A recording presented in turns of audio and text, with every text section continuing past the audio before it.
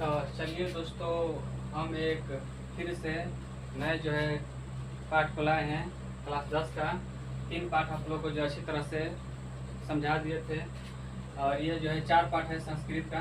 इसको जो आप लोग अच्छे से समझिएगा तो क्या होता है कि बहुत सारे ऑब्जेक्टिव क्लियर हो जाएगा। ये जितने भी हम लिखे हैं ऑब्जेक्टिव क्लियर हो जाएगा। जब आप लोग को ऑब्जेक्टिव क्लियर हो जाएगा तो जाहिर सी बात है कि ऑब्जेक्टिव को जो है थोड़ा थोड़ा मिला के जो आप लघु भी उसको जो है पूरा कर सकते हैं।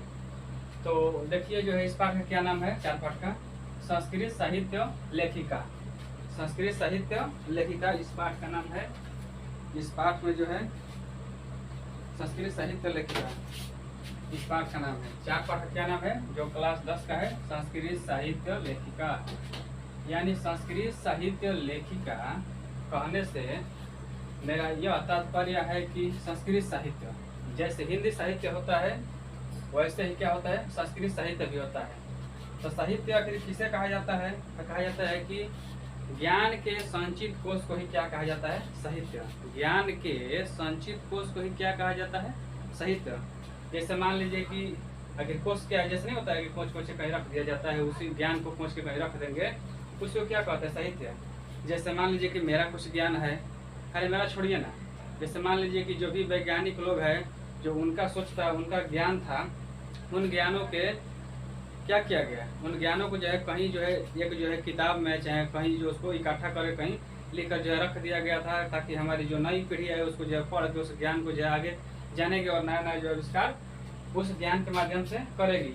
तो साहित्य क्या होता है कि कोई व्यक्ति के जो है ज्ञान मतलब कि कहीं लिख दिया जाता है और उस ज्ञान को जो है नई जो जनरेशन की पीढ़ियाँ आती है वो क्या करती है, पढ़ती है और सीखती है, और फिर उस ज्ञान के द्वारा ही नए नए चीज़ों की जो है खोज करती है। वही क्या है, साहित्य। तो साहित्य आप लोगों को बता दिया कि साहित्य क्या है, तो ज्ञान के संचित कोश को ही साहित्य कहते हैं। साहित्य जो है 2 प्रकार की होती है। कितनी प्रकार की होती है?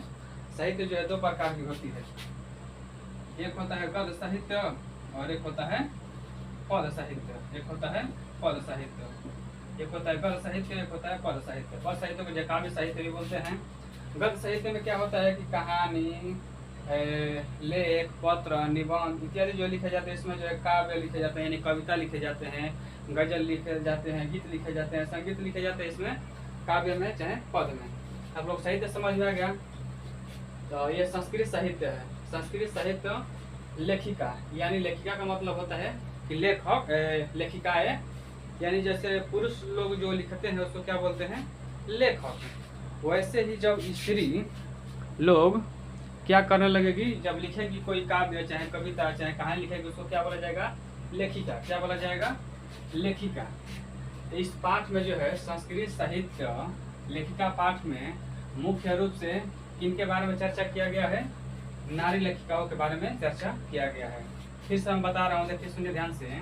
संस्कृत साहित्य लेखिका पाठ में किसके योगदानों का वर्णन किया गया है, तो नारी लेखिकाओं के योगदान का जो है वर्णन किया गया है। और इस पाठ में जो है बताने का प्रयास किया गया है क्या, कि जो भी हमारा समाज है वह समाज की जो है गाड़ी स्त्री और पुरुष के मेल से ही चल पाती है। एक के बिना ये एक क्या है, अधूरे है। जैसे गाड़ी के जो पहिए होते हैं, जैसे मोटरसाइकिल हो गया, साइकिल हो गया, एका हो गया, तो आप लोग देखते होंगे उसमें 2 जो है पहिया होती है, और एक पहिया निकल जाएगी तो उस गाड़ी का कोई महत्व नहीं रह पाएगा। जैसे साइकिल है चाहे मोटरसाइकिल, अगर एक पहिया निकाल दीजिए तो गाड़ी का महत्व रह पाएगा नहीं, वो चल नहीं पाएगा। कम से कम 2 पहिया होना चाहिए। तो समाज के 2 पहिया कौन कौन है, स्त्री और पुरुष। एक के बिना एक अधूरा है, ये पूरा नहीं है। तो समाज की गाड़ी जो है कैसे चलती है, स्त्री और पुरुष के मेल से चलाने का जो है प्रयास किया जाता है। और नारी के बिना कौन अधूरा है जी, नारी के जो है बिना पुरुष अपूर्ण है, और पुरुष के बिना नारी भी क्या है, अपूर्ण है। पूर्ण नहीं है, अपूर्ण यानी अधूरे हैं। इस पाठ में जो और बताने का प्रयास किया गया है क्या, कि संस्कृत साहित्य में प्राचीन काल से ही संस्कृत समृद्धि में स्त्रियों का योगदान रहा है। आज से नहीं, संस्कृत साहित्य को जो है पढ़ाने में सही संस्कृत भाषा में जो है तरह तरह के जो है काव्य, कविता, लेख, निबंध, कहानी, कथा लिखने में जो है प्राचीन काल से, किस काल से, प्राचीन यानी पुराने समय से ही संस्कृति साहित्य को समृद्धि यानी और बढ़ावा देने में स्त्रियों का योगदान बहुत जो है काफी रहा है। आज इस पाठ्यक्रम का नाम है देखिए संस्कृत साहित्य लेखिका, यानी मुख्य रूप से में जो है पुरुषों पर ज़्यादा चर्चा नहीं किया जाएगा, वर्णन नहीं किया जाएगा। किसके बारे में चर्चा किया जाएगा? तो लेखिकाओं के बारे में, स्त्रियों के बारे में, कवित्रियों के बारे में जो इस पाठ में चर्चा अधिक किया जाएगा। तो वही बता रहे हैं कि प्राचीन काल से या से बहुत पहले से ही, पुराने समय से ही संस्कृति समृद्धि यानी साहित्य जो समृद्धि यानी साहित्य को जो है और जो है बढ़ा दिया जाए, उसमें किसका योगदान मुख्य रहा? स्त्रियों का जो है योगदान रहा है। कहा जाता है कि संस्कृत साहित्य को अनेक जो है कवियों तथा शास्त्रकारों ने और जो है बढ़ाया। संस्कृत साहित्य को जो लिखने का काम करते थे, कवि भी लिखते और कवि और शास्त्रकार जो शास्त्र जो लिखते हैं, जैसे गीतकार नहीं होते हैं तो गीत के लिखने वालों को गीतकार कहते हैं, जो शास्त्र लिखते हैं उसे शास्त्रकार कहते हैं। तो संस्कृत साहित्य को अनेक जो है कवियों और शास्त्रकारों ने उसको बढ़ाने का काम किया है। और बढ़ाने का काम ये दोनों लोग, ये नहीं कि बस सिर्फ नारी नहीं, पुरुष ही, और नारी के साथ साथ पुरुष भी इतना ही उनका महत्वपूर्ण स्थान था जितना कि पुरुषों का और नारी दोनों का एक समान मतलब की रचना करते थे। कहा जाता है कि वैदिक काल में, किस काल में? वैदिक काल उसे कहा जाता है जो वेद का समय था, यानी उस जमाने में सिर्फ वेद की ही पढ़ाई होती थी। सभी लोग जानते हैं वेद कितने प्रकार के होते हैं? 4 प्रकार के होते हैं। कितने वेद होते हैं? 4 प्रकार के।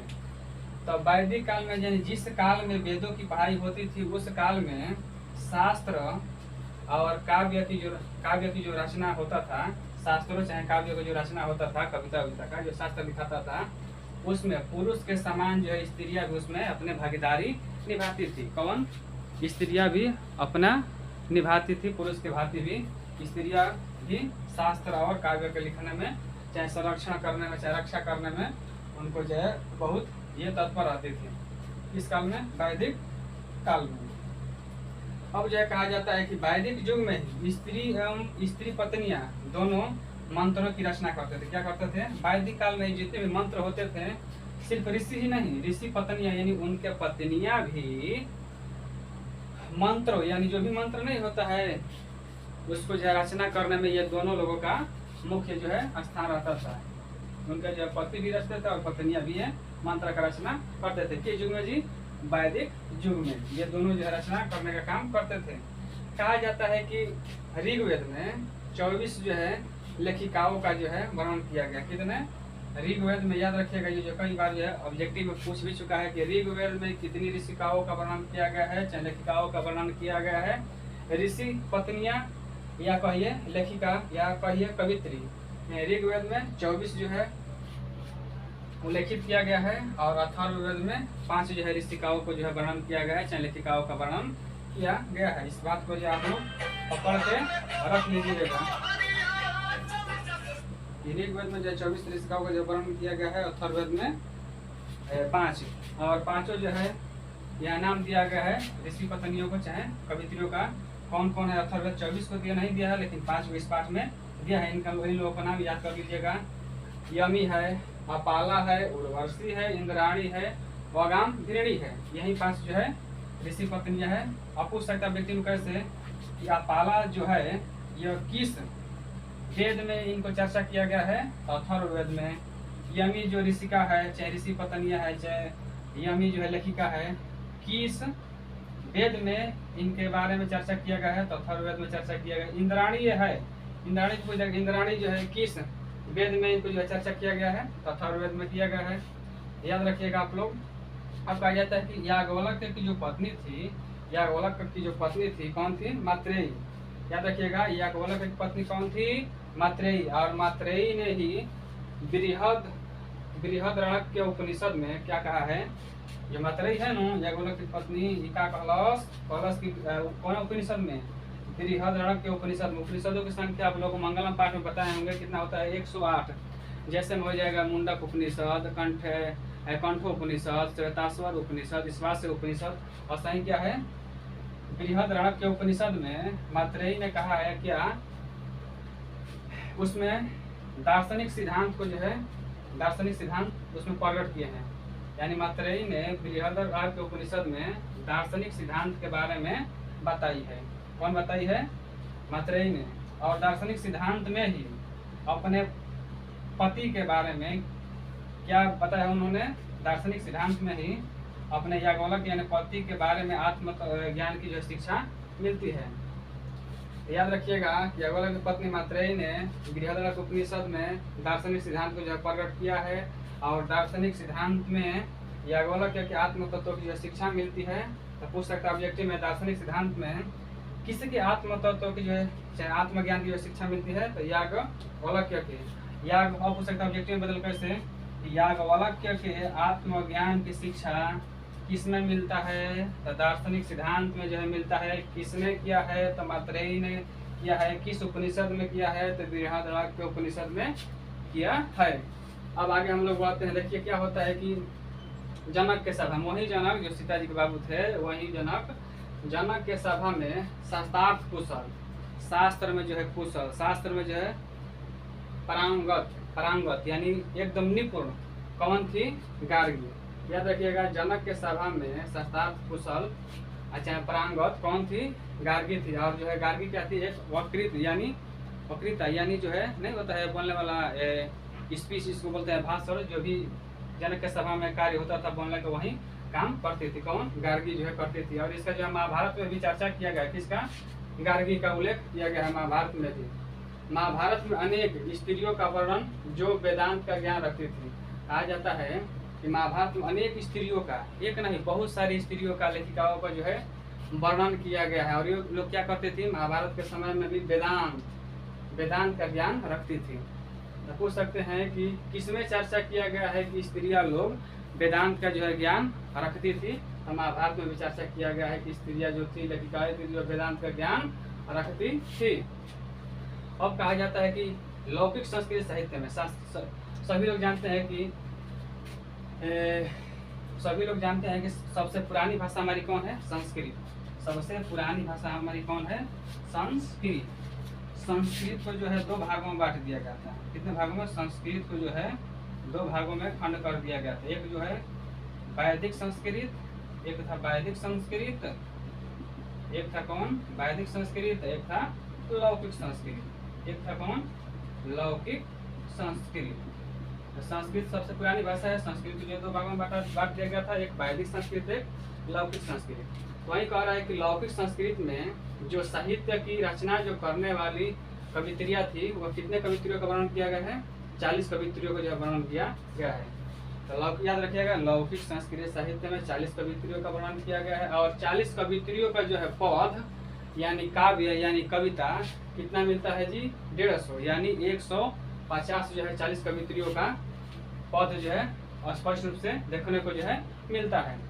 ऑब्जेक्टिव में इसको पूछ सकता है कैसे कि लौकिक संस्कृत साहित्य में कितने कवित्रियों का वर्णन किया गया है, तो 40 कवित्रियों का। और 40 कवित्रियों का जो है कितना पद जो है स्पष्ट रूप से देखने को मिलता है, तो 150 यानी 150 जो है 150 जो है देखने को मिलता है। चाहे ऐसे पूछ सकता है कि 150 पद कितने कवित्रियों को जो है मिलता है, तो 40 कवित्रियों का। और 40 कवित्रियाँ जो है ये कहाँ मिलता है, इसका चर्चा किया गया तो लौकिक संस्कृत साहित्य में किया गया है।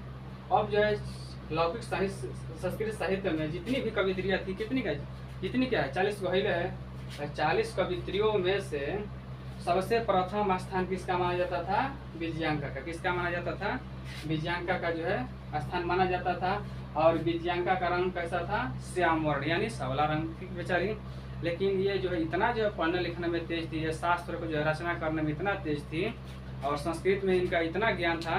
और दांडी ने इसको क्या नाम दे दिया, सर्व शुक्ला सरस्वती, यानी सर्व यानी सभी, शुक्ला मतलब सभी, ये कुशल है। और सरस्वती जी के समान ये उतना ही तेज थी जितना सरस्वती जी समान थी। क्या कहती है इसके बारे में, कहे कि नीले कमल के समान यदि कोई विजयांका को न जानता है तो सरस्वती को जानना व्यर्थ है। ये कौन कहती है, दांडी कहती है। तो दांडी ने ही सर्व शुक्ला कहा है, किसे कहा है, विजयांका को।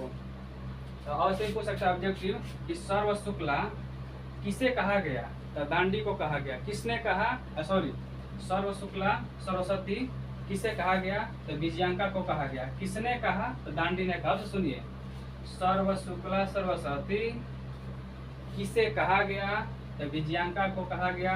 किसने कहा, दांडी ने कहा। याद रखिएगा। और विजयांका का जो है काल है, जो समय माना जाता है 8वीं शताब्दी। याद रखिएगा कितनी शताब्दी, 8वीं जो है शताब्दी विजयांका का काल यानी समय माना जाता है। अब जो है कहानी आगे की तरफ बढ़ती है। कहा जाता है कि चालुक्य वंश के राजा चंद्रदित्य विजय भट्टारिका या विजयांका। कहा जाता है कि चालुक्य वंश के जो राजा थे, कौन थे राजा? चंद्रादित्य। कौन थे? चंद्रादित्य। तो चालुक्य वंश के जो राजा थे चंद्रादित्य, उसकी पत्नी का क्या नाम था? विजय भट्टारिका। और अनेक जो है ग्रंथों में, पुराणों में कहा जाता है कि जो चालुक्य वंश के जो राजा थे विजय भट्टारिका, चंद्रादित्य, उसकी जो पत्नी थी विजय भट्टारिका, विजय भट्टारिका ही क्या थी? विजयांका। ये जो है अनेक जो है साहित्यों में, ग्रंथों में देखने को मिलता है क्या, कि जो चालुक्य वंश के राजा थे चंद्रदित्य, उसके पत्नी का क्या नाम था? विजय भट्टारिका। विजय भट्टारिका ही क्या थी? विजयांका। ये दोनों ही नाम याद रखिएगा, विजय भट्टारिका या विजयांका। तो पूछ सकते हैं विजयांका का पति का क्या नाम था? चंद्रादित्य। चाहे विजय भट्टारिका का क्या नाम था? पति का नाम था चंद्रादित्य। याद रखिएगा। अब जो है कहा जाता है कि दक्षिण भारत, दक्षिण जो जैसे भारत हमारा है ना, एक जो है साउथ जो है भारत इंडियन है, एक नॉर्थ इंडियन है। तो साउथ में बहुत सारे लोग में साउथ फिल्म देखते हैं, कितना जो अच्छी अच्छी फिल्में जो होती है, 3R, जो रामचंद्र का था निमवा, उसके बाद जो है KGF, ऐसे बहुत सारी जो फिल्में हैं, बहुत अच्छी अच्छी फिल्में हैं जो ऑस्कर जो है लाने का काम करती है। तो वहीं जो है दक्षिण भारत की जो लेखिकाएँ थी, जो स्त्रियाँ थी, वह मतलब कि संस्कृत में जो उनका भी योगदान महत्वपूर्ण रहा। कौन कौन है? देखिए दक्षिण भारत की ऑब्जेक्टिव में पूछता है इसको भी, कि दक्षिण भारत के कुछ कवित्रियों का नाम बताया। चाहे ऐसे पूछ सकता है कि शीला भट्टारिका, ये जो है कहाँ की कवित्री है? तो दक्षिण भारत के। चाहे देव कुमारिका कहाँ की है? कि दक्षिण भारत के। चाहे राम भद्रम्बा कहाँ की है? तो दक्षिण भारत की कवित्री है। याद इसको रख लीजिएगा। 3 लड़के का नाम है, कौन ज्यादा है जी? कौन कौन? तो शीला भट्टारिका, देव कुमारिका, राम भद्रम्बा। याद कर लीजिएगा, इसको अच्छी तरह से पकड़ के इस बात को रख लीजिएगा। ये बहुत जो रखिए काम आने वाली है परीक्षा की दृष्टि से। ये परीक्षा की दृष्टि से आने वाली है, मत सोचिएगा कि और जो काम आएगी, और जो काम ये आने वाली है नहीं। तो शीला भट्टारिका सब लोगों को याद पड़ता होगा कि सिलवा ही है। कौन सिलवा? वो है सिलवा रहेगी फुलमतिया, वही ये सिलवा है, याद रखिएगा। देव कुमारी का वही है, राम भद्रमा वही है, याद रखना। ये तीनों जो है लड़कियों को जो नाम रखिएगा याद, ये जो आप लोग को बहुत आगे ले जाएगी। ये दक्षिण भारत की लेखिकाएं थी, याद रखिएगा। अब कहा जाता है कि एक नगर है विजयनगर। विजयनगर के राजा ने संस्कृत भाषा के संरक्षण में, रक्षा करने में इतना मतलब महत्वपूर्ण अपना योगदान दिया कि अब कहिए मत इसके बारे में। तो ऑब्जेक्टिव में पूछ सकता है कैसे, कि किस नगर के राजा ने संस्कृत भाषा को रक्षा करने में अपना महत्वपूर्ण योगदान दिए थे? विजयनगर के राजा ने। किस नगर के? विजयनगर के राजा ने अपना योगदान महत्वपूर्ण दिए थे। अब जो है कहा जाता है क्या, कि कंपड़ राय की जो पत्नी थी, कौन? गंगा देवी। गंगा देवी किसकी पत्नी थी? सॉरी, गंगा देवी किसकी पत्नी थी? तो कंपड़ राय के। किसकी? कंपड़ राय के पत्नी थी। चाहे कंपड़ राय की पत्नी कौन थी? गंगा देवी। गंगा देवी किसकी पत्नी थी? तो कंपड़ राय के। तो कंपड़ राय की जो पत्नी थी गंगा देवी, उसका जो समय कितना माना जाता है? 14वीं शताब्दी। कितना माना जाता है? 14वीं शताब्दी। और गंगा देवी ने ही एक काव्य रच दिया, महाकाव्य, जिस महाकाव्य का क्या नाम है? मधुरा विजयम। ऑब्जेक्टिव में पूछ सकता है कि महाकाव्य की जो है रचना गंगा देवी ने जो है महाकाव्य की जो है रचना गंगा देवी ने किस महाकाव्य की रचना की? तो मधुरा विजयम। किस महाकाव्य की रचना की? मधुरा विजयम जो है महाकाव्य की रचना की। याद रखिएगा। तो जो किसकी पत्नी थी? कंपड़ राय के थी। याद रखिएगा इस बात को। अब अच्युत राय की रानी, अच्युत राय की जो रानी थी कौन? तिरुलंबा। याद रखिएगा, इसको भी ऑब्जेक्टिव पूछता है कि अच्युत राय की रानी तिरुलंबा जो है वरदाम्बिका परिणय चंबुक काव्य की जो है रचना की। किसका? पूछता है ऑब्जेक्टिव में कि तिरुलंबा किसकी पत्नी थी? तो अच्युत राय की रानी या पत्नी थी। तिरुलंबा ने जो है किस चंबुक काव्य की रचना किया? तो वरदाम्बिका परिणय चंबुक काव्य की रचना की। अब कहा जाता है कि आधुनिक लेखिकाओं में, जो वर्तमान काल की लेखिका है, उन लेखिकाओं में सबसे प्रसिद्ध कौन है? सबसे फेमस कौन है? पंडिता छमारा। और पंडिता छमारा के पिता क्या नाम है? शंकर चरितम। याद रखिएगा। पंडित शंकर। याद रखिएगा। पंडिता छमाराव के पिता क्या नाम था? पंडित शंकर। और पंडित शंकर के यानी अपने पिता के चरित्र पर ही पंडिता छमाराव ने एक ग्रंथ लिख दिया था, जिस ग्रंथ का क्या नाम है? शंकर चरितम। क्या है? शंकर चरितम। और ये जो पंडिता क्षमाराव गांधी दर्शन से प्रभावित होकर, किससे? गांधी दर्शन से प्रभावित होकर अनेक जो है काव्य की रचना इन्होंने कर दिया। जैसे में किसका किसका रचना किया? सत्याग्रह गीता का रचना किया, मीरा लहरी का रचना किया, विचित्र परिषद का रचना किया, ग्राम ज्योति का आदि रचनाएं लिख दी। किससे प्रभावित होकर? गांधी दर्शन से। तो पूछ सकता ऑब्जेक्टिव में सत्याग्रह गीता किसकी रचना है? तो पंडिता क्षमाराव के। ग्राम ज्योति किसकी रचना है? तो पंडिता क्षमाराव के। विचित्र परिषद किसकी रचना है? तो पंडिता क्षमाराव के। मीरा लहरी किसकी रचना है? पंडिता क्षमाराव की। याद आप लोग रखिएगा। अब कहता है कि वर्तमान काल के कुछ कवित्रिया का नाम कौन है? जो वर्तमान काल में जो अभी है, अभी जो है वर्तमान काल में जो संस्कृत को जो संवर्धन में बढ़ाने में कौन कौन जो कवित्रिया लगी हुई है? तो पुष्पा दीक्षित, वही पुष्पराज झुकेगा नहीं, वही पुष्पा दीक्षित है। पुष्पा दीक्षित और कौन है? वनमाला भावलाकर है, मिथिलेश कुमारी मिश्र। यही सब जो है वर्तमान काल की कवित्रिया है, लेखिका जो अभी भी जो संस्कृत को लिखने में अपना काम करती है। इस बात को जो है, मेरे बात को अच्छी तरह से आप लोग जो है नोट कर लीजिएगा, ठीक रहेगा। ऑब्जेक्टिव के तौर पर जो है 80 या 85% क्लियर हो जाएगा। इतना ही कर मैं अपने जो है इस जो है चैप्टर को क्लोज करता हूँ। जय हिंद दोस्तों।